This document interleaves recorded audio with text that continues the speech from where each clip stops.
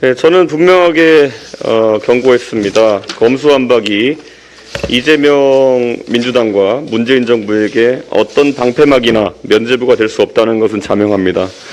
오히려 민심을 저버린 입법 쿠데타는 지방선거에서 민주당이 완전하게 박살나는 지민완박으로 결론날 것이라고 이야기했습니다.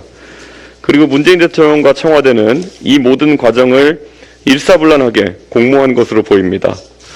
거부권을 행사할 것이라는 기대도 저는 잘 안 하겠습니다. 대신 검수완박에 대한 모든 책임과 비난을 문재인 대통령은 이재명 민주당과 사이좋게 짊어져야 할 것입니다. 새 정부의 탄생을 축하하며 정권 인수인계에 매진하면서 떨어지는 낙엽도 조심해야 할 정권 교체기에 이렇게 할 말이 많고 정쟁을 일으키는 전임 정부를 본 적이 없습니다. 여론조사 기관 리서치뷰에서 오늘 발표한 정례 여론조사에 따르면 국민의힘의 지지율이 50%에 도달했습니다.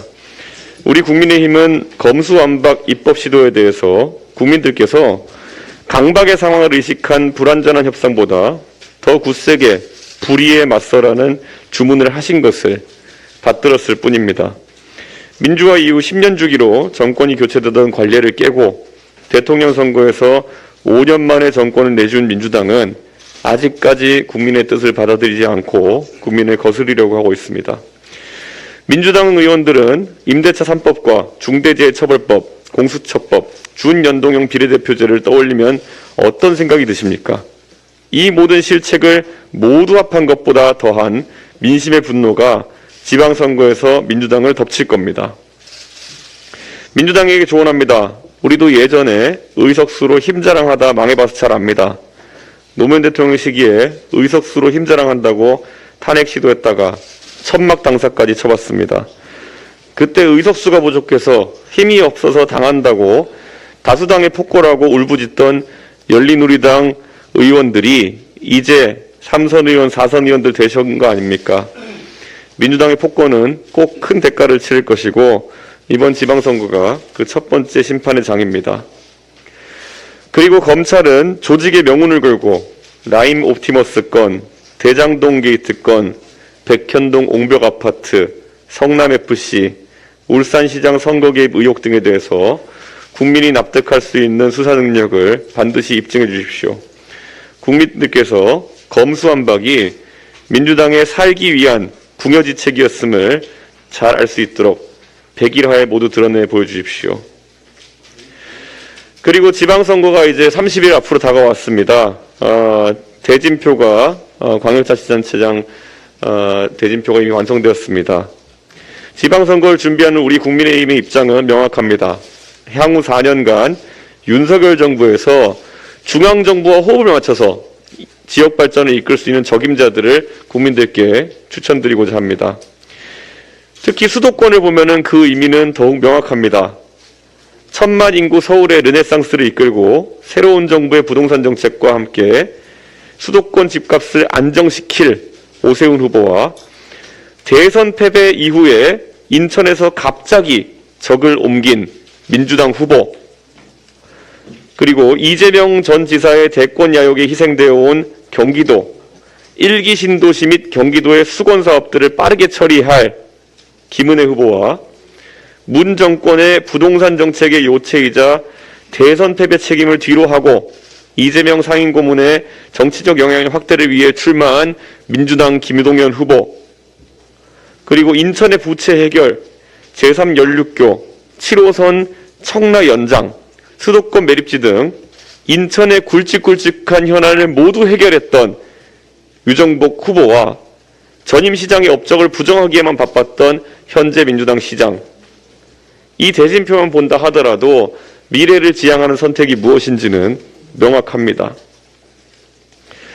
하여튼 이번에 최고위에서도 지역 및 중앙공간의 결정에 대해서 최대한 빠른 시일 내 승인을 완료하고 본격적으로 모든 지방선거 후보들이 선거운동에 매진할 수 있도록 지원할 수 있도록 하겠습니다. 그리고 저희가 선대위를 구성합니다. 그래서 이번 지방선거 선대위를 맡아서 이끄실 분으로 제 옆에 앉아 계신 권성동 원내대표와 그리고 김기현 전 원내대표 두 분을 공동선대위원장으로 선임하게 되었습니다. 그리고 저는 당연히 이제 지방 지원 활동을 매우 밀도 있게 다녀야 하기 때문에 아마 중앙에서 정책 및 전략을 두 분의 공동선대위원장께서 총괄해 주시기를 기대하면서 중임을 부탁드리겠습니다. 저는 당연히 그 위에 상임선대위원장 역할로 간헐적으로 회의에 참석해서 의견을 낼 수 있도록 하겠습니다. 지난 30일 검수완박 검찰청법 개정안이 국회를 통과하였습니다. 권력형 범죄를 은폐하겠다는 의도로 온갖 꼼수를 수단으로 대한민국 헌정을 위협하고 민생의 고통이 불보듯 뻔한 시작부터 끝까지 기만적인 악법이 탄생한 것입니다. 바로 같은 날 형사소송법 개정안이 본회의에 상정되었습니다. 헌정 파괴 세력은 야합으로 회기를 쪼갰고 필리버스터를 조기 종료했습니다. 3일 본회의 처리만 남겨두고 있습니다. 국민의 숱한 경고에도 불구하고 민의를 대변해야 할 국회가 입법 독재의 레드라인을 넘어 급기야 헌정의 데드라인으로 달려가고 있습니다. 이제 문재인 대통령의 거부권만 남은 상황입니다. 헌정수호라는 대통령의 책무를 다하기 위해서는 거부권 행사가 마땅합니다. 하지만 민주당은 꼼수 탈당, 꼼수 회기 쪼개기, 꼼수 본회의 통과도 모자라서 꼼수 국무회의를 주문했고 문 대통령 역시 동조한다는 전망이 지배적입니다. 기어이 헌정 완박의 길을 걷고 있습니다. 문재인 대통령님, 검수완박 거부권 행사는 지난 5년간의 실정을 조금이나마 덜어낼 수 있는 마지막 기회입니다. 최소한 마지막이라도 대통령다운 모습을 보여주시길 바랍니다. 대선 이후 자기 측근을 챙기기 위해 인사 알박기를 한 것도 모자라 권력형 범죄를 은폐하는 법치 대못받기를 하겠습니까? 퇴임 후 개인의 안위를 위해 국가 수반으로서의 존엄마저 포기하겠습니까? 문재인 대통령과 민주당은 결코 오판해서는 안 됩니다. 지난날 국민을 속이려 할 때마다 국민의 심판을 받았다는 사실을 잊지 말아야 합니다. 조국 수호와 임대차 3법 등 폭주는 정권 교체로 심판받았습니다. 이번 검수완박은 더 강력한 국민의 심판으로 되돌아올 것입니다. 오늘부터 국무총리 인사청문회를 비롯해서 오늘만 6개의 장관 청문회가 열립니다. 청문회는 국회가 국민을 대신해서 공직 후보자가 그 국무위원으로서의 자격이 있는 것인지 도덕성에는 문제가 없는 것인지 자질과 전문성은 어떠한 것인지를 검증하는 자리입니다. 따라서 민주당은 자료와 근거를 갖고 비판을 하되 새 정부 출범 발목 잡기식 검증이나 그리고 비판을 위한 비판을 해서는 안 된다고 생각합니다. 오로지 자료를 근거로 해서 국민 눈높이에서 합리적인 비판을 해 주시기를 바라고 문제가 없음에도 불구하고 전국 상황을 이용해서 인사청문 경과 보고서를 채택하지 아니하는 그런 우를 범하지 않기를 바랄 뿐입니다. 더불어민주당이 문재명 비리 덮기를 위한 검수완박 중 검찰청법 개정안을 단독으로 처리했습니다. 검수완박 법안 중 유일하게 남은 형사소송법 개정안을 처리하면 국회 차원의 검수완박 입법이 완료됩니다. 얼마나 졸속 누더기였는지 법사위 차원에서 더불어민주당은 어떤 내용을 의결했는지도 모른 채 기립표결을 했습니다. 뒤늦게 셀프 수정안을 본회의에 올리는 촌극까지 벌였습니다.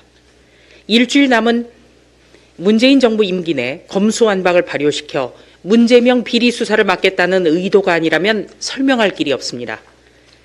더불어민주당이 야기한 입법농단을 막을 수 있는 사람은 문재인 대통령뿐입니다. 5년 임기를 마치는 마지막 국무회의에서 자신의 비리 수사를 막기 위해 급조했다는 의심이 강한 법안을 스스로 의결하고 스스로 공포하는 일은 절대 없어야 합니다. 유례가 없는 위장탈당, 공청회 한 번 없는 졸속 추진 등 입법농단, 국정농단만으로도 문재인 대통령이 거부권을 행사해야 합니다. 국민의 시선은 문재인 대통령이 마지막 주재할 주재할 국무회의에 집중돼 있습니다.